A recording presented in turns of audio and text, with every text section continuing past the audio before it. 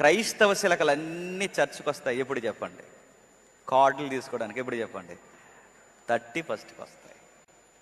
ఈ క్రైస్తవ శిలకలన్నీ 31st వచ్చి కార్డులు ఏరుకుంటాయి. అంటే నెక్స్ట్ 25 నా లైఫ్ ఎలా ఉండబోతుంది ఎందులో చూసుకుంటారు?